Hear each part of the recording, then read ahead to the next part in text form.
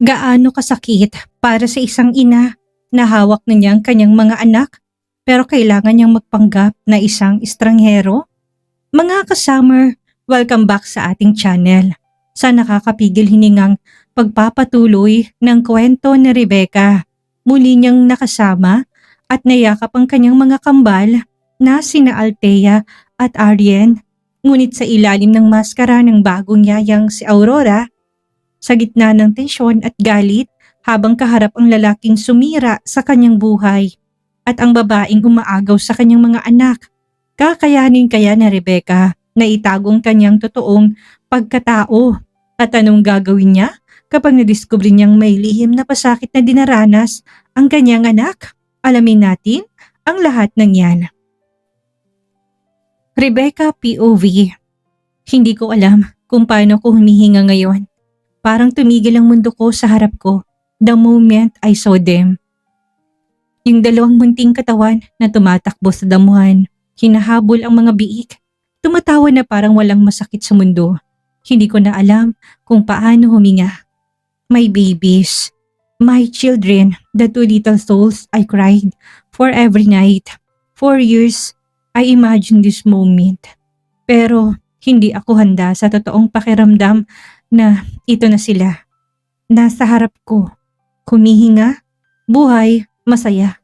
Hindi lang kamay ko ang nanginginig, pati dibdib ko, tuhod ko, pati mismong boses na hindi makalabas. Gusto ko silang takbuhin, gusto ko silang buhatin, gusto kong halikan ang mga ulo nila, amuyin ang leeg nila, maramdaman na mga anak ko talaga sila. God, I miss them so much. Hindi ko kayang ilarawan ang gutom at pagkauhaw na naramdaman ko para sa kanila. Yung kulang, yung pagkawala, yung sakit na parang kinayod araw-araw. At ngayon, heto sila, masayang tumatakbo at tumatawa. Daddy, habulin natin! I want this one to be my pet! Sigaw ni Althea. I know she is. Ang boses niya, matinis, masigla, puno ng innocence. Doon ako nagising ng kaunti. Yun ang boses, parang sa panaginip ko. Pero, totoo pala? No sweetheart, you can't make them a pet, sagot ni Alcarte. Halatang nahihirapang itago ang pagod. Mamaya natin huliin sila. Hali kayo, may papakilala si Daddy. Tumigil silang tumakbo. Lumipat ang tingin ko kay Alcarte. Lahat ng sakit na binigay niya sa akin. Ang galit, ang puot, bumalik. Gusto ko siyang sugurin. Gusto ko siyang sampalin. Gusto kong isigaw. Kung ilang gabi ako nagdasal para sa mga anak ko habang inilibing niya ako sa kasinungalingan. Pero bago ako makagalaw, siniko ako ni Lucy. Isang mabilis pero matigas na siko sa tagiliran.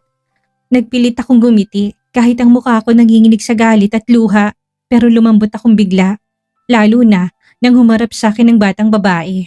She looked up at her father first, parang humihingi ng permission. Tapos bumaling sa akin. This is your new yaya, sabi ni Alcarte.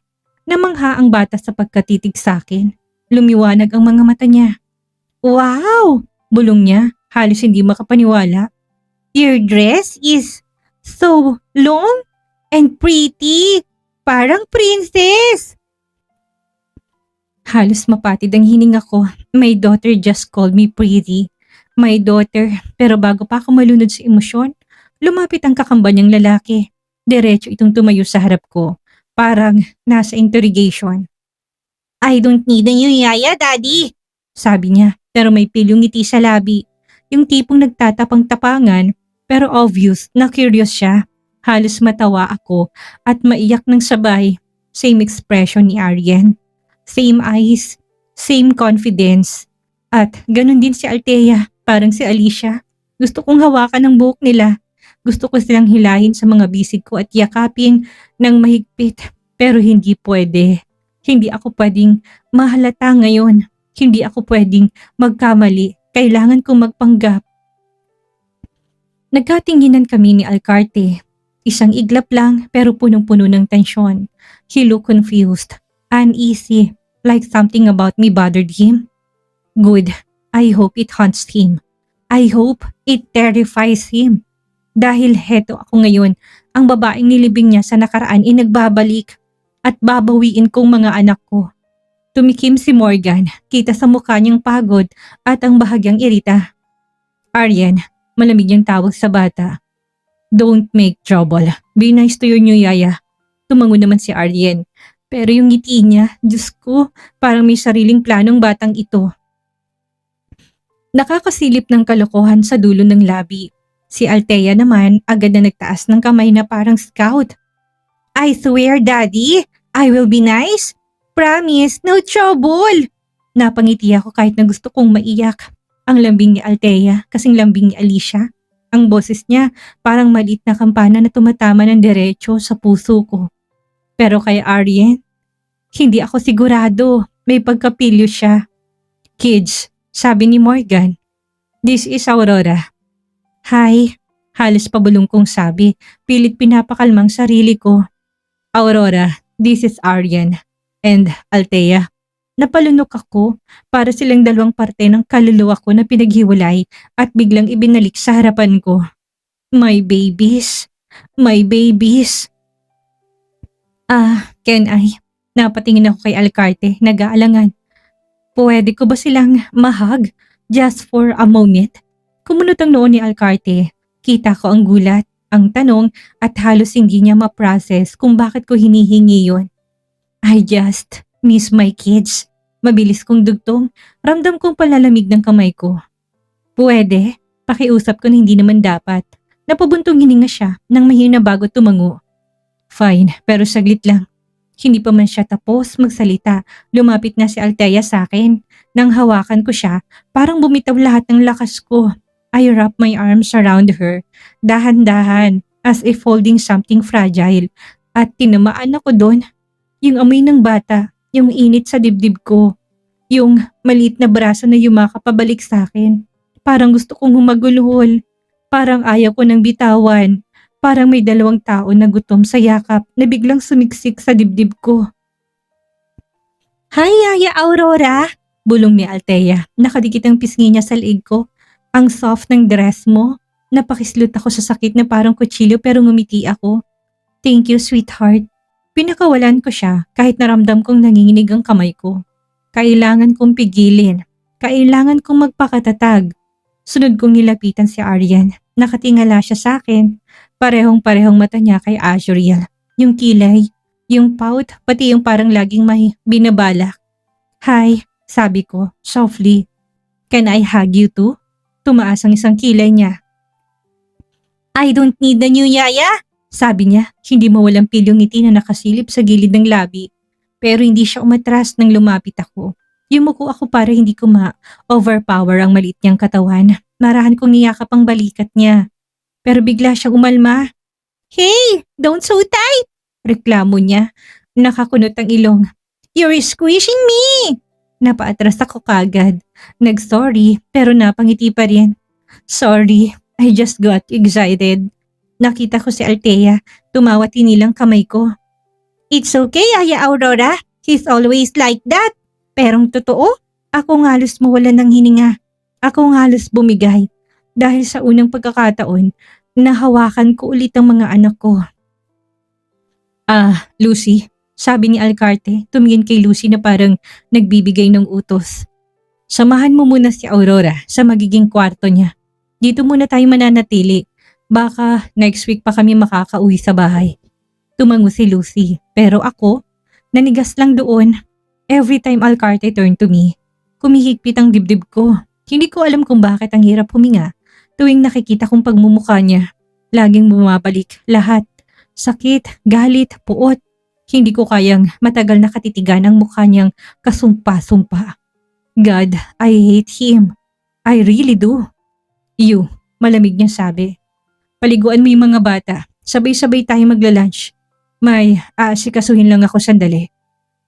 Wala akong nasabi. Tumango lang ako kahit na gusto kong sabihin, wag niya akong utusan pero hindi pwede. I'm Aurora now, not Rebecca. Humarap naman siya sa mga bata. Kids, follow your yaya. Maligo na kayo. Amoy biik pa kayo. Mamaya ibang larong gagawin natin. For now, kakausapin ko lang ang mamila niyo. She's very upset with daddy. Kumunot ang maliit na noon ni Althea. Parang confused pero tumango pa rin. Si Arjen, tumakbo kaagad papasok sa bahay na parang may racket sa paa. Huwag kayong pasaway, dagdag ni Alcarte bago tuluyang umalis. Pagkaalis niya, tahimik saglit hanggang sa kumapit si Althea sa damit ko. Taas baba ang dibdib na parang may gustong sabihin. Daddy sad again? She whispered. Napatingin ako sa kanya, nagtaas ng kilay. Sad? Tumango siya na parang maliit na doktor. Maybe he's hurt, hearts again. Parang may kumalabit sa pulo ko. Heart? May sakit ba siya? Sana malalang sakit niya para matodas na siya. Pero hindi ko na nagawang magtanong dahil agad na napunta ulit ang atensyon ni Althea sa suot ko. Yaya Aurora, your dress is so pretty, sabi niya. Hawak-hawak ang lalay na parang fascinated na princess.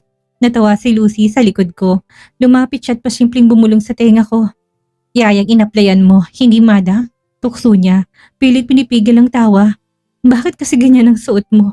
Dapat simple lang. Kahit sino magtataka no? Yaya tapos pang sosyal ang damit. Napatingin ako sa sarili ko. Elegante ang dress na suot ko.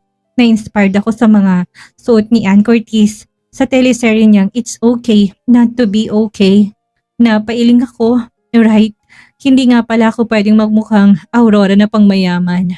Kanina kasi matapos akong lagyan ng prosthetic at makeup nawalan ako ng sense kung hanggang saan dapat umabot ang mascara ko. Hindi ko naisip ang magpalit. Mas inuna kong kaba na makikita kong mga anak ko. Napabuntong ininga ako. Nakalimutan ko. Sorry. Hindi napigilang matawa si Lucy. Ay nako Aurora, magpalit ka na mamaya. Baka bukas iba na tingin sa'yo ng buong bahay. Napayo ko ako ng bahagya. Hindi nila alam, malayo pa sa suot kong tunay na dapat nilang ikatakot. Ang totoong delikado dito ay kung bumigay ako habang kaharap si Alcarte at kung bumigay ang puso niyang matagal ko nang gustong basagin. Una kong pinaliguan si Althea. Tahimik lang siya habang binabanlawan kong buhok niya. Nakayuko ng kaunti, parang nag-e-enjoy sa init ng tubig. Pagkalabas namin sa banyo, naglakad pa siyang nakatuwalya na parang maliit na prinsesa. Sinunod ko sana si Arjen pero kagad siyang umirap at tinakpan ang harapan niya. No! I'm a big boy! You can see my patintin! Dahil big na siya, sabi niya na parang may secret code siyang sinasabi. Halos mabilaukan ako sa kakatawa. God, parang si Ashrella lang. Walang pinagkaiba. O sige big boy, sagot ko. Ikaw na. Hinayaan ko na lang siya. Dahil 5 years old na rin naman siya, mas okay na yon para matuto hanggang sa matapos tong maligo at tutulungan ko sana para magbihis pero umayaw din siya. Hinayaan ko na siyang magbihis mag-isa kahit ang buttons niya hindi pantay at parang naligaw ang isa. Hindi ko na inayos, baka ma-offend pa. Nang matapos magbihis si Arjen ay tumakbo kaagad palabas. Si Althea naman ang inayos ko. Maingat ko siyang binihisan. Dress, suklay, hair clip. Tahimik lang siya pero ang tingin niya nasa damit ko palagi. Lumuhod ako sa harapan niya. Do you like my dress? Tanong ko, tumango siya. Slowly, eyes sparkling. Gusto mo ba ng ganito? Dagdag ko. Can I have? Halos bulong niya at halos hindi humihinga. Bibilhan kita, maraming ganito. Sabi ko, softly. Para siyang sinindihan ng fireworks. Really? I want many. Pink, blue, yellow! Hindi ko na siya pinatapos. Napayakap ako sa kanya bigla. Hindi ko napigil ang sarili. Niyakap ko siya ng mahigpit at parang automatikong nag-react ang katawan ko. Ito yung hinahanap ko for years, ang mayakap sila. At bago ko mapigilan, may tumulong luha. Nang maramdaman niya, umugsog siya ng bahagya. Yaya Aurora? Why are you crying? Tanong niya, nakakunot ang noo. Dahan-dahan akong bumitaw sa kanya. Hinawakan ko ang magkabilang balikat niya. Tinitigan ang maliit niyang mukha. Althea, you look like my daughter. Bulong ko. Same eyes, same nose, same lips, same everything. Lalaki ang mga mata niya. Really? Can I meet her so I have a playmate? I smiled kahit na parang may tinutusok sa puso ko.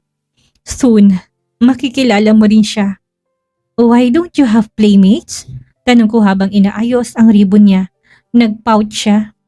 Mommy doesn't want? Mommy. Hindi ko kailangan tanungin kung sino. Si Candice. At pagbanggit ng bata sa salitang mommy, parang may humihiwa sa loob ko. Althea, hinawakan kong braso niya para itaas ang sleeve. Napasingap ako, may pasa, purple at may gasgas sa ibabaw. Hindi ito simpleng pagkakadapa, parang kurot. Nag-alala ako, bigla. What happened here, sweetheart? Agad niyang hinablot ang braso niya palayo. Nothing, mabilis ng sagot, napayo ko. I got it because I'm malikot. Pero nakita ko sa mata niya yung takot, yung pag-iwas. Hindi to aksidente at mas lalo kong kinilabutan. Hindi ba ito napapansin ni Alcarte? O pinili niyang wag pansinin? Huminga ako ng malalim. Hindi ko pwedeng tanungin pa, hindi ngayon. Pero alam kong tamang ginawa kong desisyon.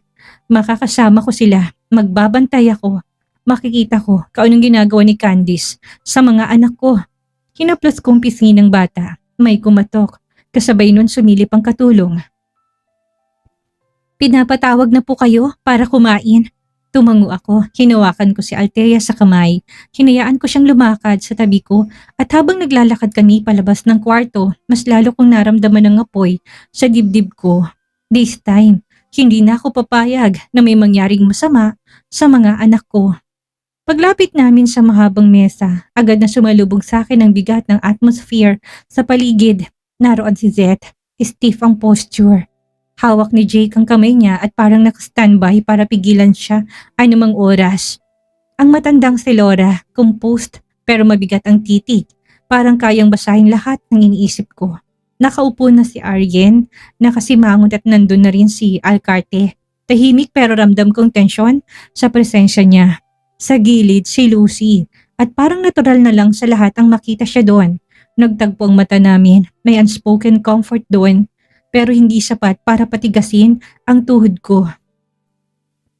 Hinila ko ni Althea para umupo sa tabi niya pero natigilan ako. Wala akong alam kung saan ako lulugar. Lahat ng tingin nakatutok sa akin, naghihintay ng kasagutan na hindi ko alam kung kaya kong ibigay. Si Alcarte ang unang bumasag sa katahimikan. She's the new nanny of my kids. Pero hindi pa niya natatapos ang sasabihin, agad na sumabat si Zari. Hindi kailangan ng bagong yayang mga bata. I told you ako mag-aalaga sa kanila. Iwan mo sila dito. You can leave my house. Matigas, malamig ang tinig. Napansin ko na hinigpitan ni Jake ang hawak sa kamay ng asawa at para bang sinasabi nitong calm down. Napabuntong hininga si Alcarte. Mom, no. I want her here. Mas maganda na may katuwang ka sa pag-aalaga sa mga anak ko. Halos hindi niyang salitang mga anak ko. Parang gusto niyang itatak sa lahat ng katotohanan na yon. Sumingit si Laura. Malamig ang tingin kay Morgan. Nasaan na naman ang asawa mong si Candice? Laging wala para alagaan ang mga anak niya. Tapos lumingon siya sa akin. Maupo ka, Iha. Humihinga ako ng malalim at uupo na sana nang biglang may nagsalita sa likod. I'm sorry, I'm late.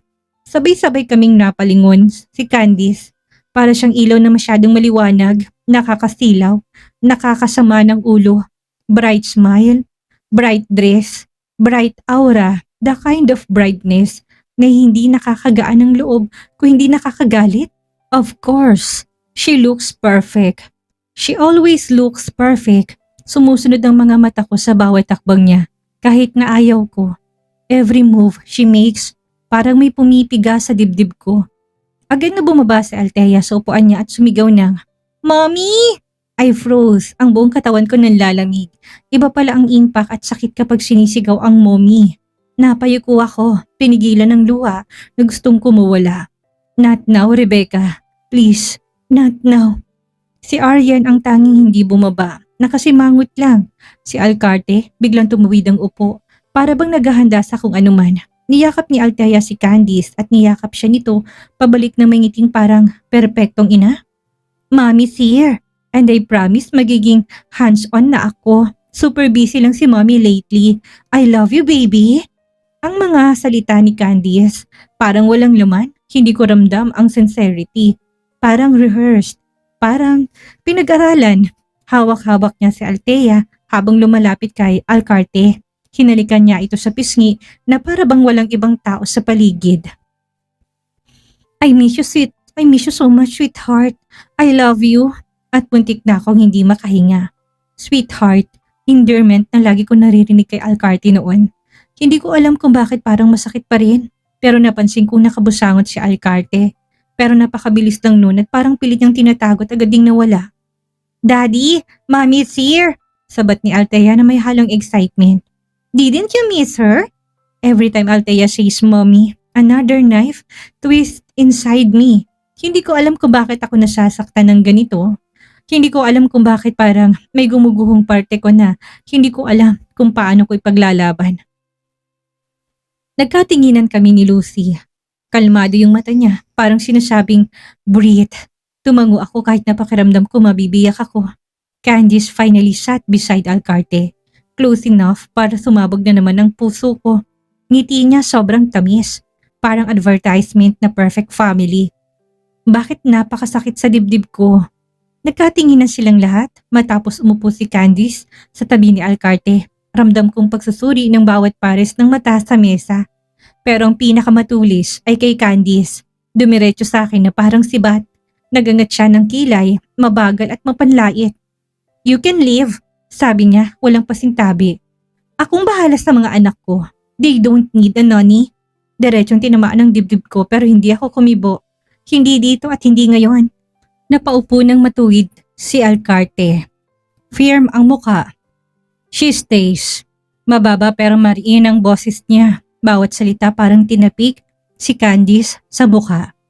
Papaalisin ko lang siya kung makikita kong inaalagaan mo ang mga anak ko. Candice stilled. Halos marinig kong lunok niya. Nawala ang ngiti niya pero mabilis din niyang binawi. Kunwari steady lang pero halatang nasupalpal siya. Enough. Singhal ng matanda, malakas at authoritative. Hindi tayo dapat nagbabangayan sa harap ng biyaya. Kumain tayo ng maayos. Natahimik silang dalawa. Si Jake, kalmado lang, hindi nagsasalita pero pansin ko ang matalim na titig kay Alcarte. Parang may pinipigilang pagsabog. Hindi ko alam kung para saan pero ramdam ko ang nakakabinging iringan sa pagitan nila. Patuloy na nagsalita ang matanda. Bukas, darating si Benedict. Magpapamisa ako sa kapilya natin. Dapat nandun kayong lahat. Mamayang hapon, may padasal dito sa bahay. Puro utos, walang puwang sa pagtutol sa tinig niya. Okay, let us pray. Sabay-sabay kaming yumuko hanggang sa matapos ang dasal. Makadiyos ang pamilya nila pero demonyo ang isang miyembro nila. Hindi lang isa. Naglagay ako ng kanin sa plato ni Althea pero hindi pa man nadadapo ang sandok, bigla kong sinita ni Candice. Don't touch her plate, matigas niyang sabi. Ako ang gagawa. Ina ako, remember? Tumaas pang kilay niya at parang tinutudyo ako. Hinila niya si Althea papalapit sa kanya. Know your place. Iyaya ka lang. Don't pretend na close kayo. Hindi ka parte ng pamilyang ito. Parang sampal ang bawat salita niya. Pero ngumiti lang ako. Mahina at kontrolado. Hindi dahil okay ako, kundi dahil hindi ako pwedeng sumabog dito. Hindi pa. I understand. Mahina akong sagot. Steady ang tono ko. Pero sa loob ko, kumukulo ang dugo ko sa pagpipigil. Nagpatuloy sa pagsandok si Candice. Pilit ang lambing na parang nagpe-perform sa harap ng audience. Habang pinapanood ko siya, naramdaman ko na may tumama sa binti ko. Marahan na sipa ni Althea. Pagtingin ko sa kanya, pasimpleng ngumiti ang bata at bumulong na, I like you. At kahit papano, nawala ang galit ko. At si Alcarte, tahimik lang pero ang panga niya matigas.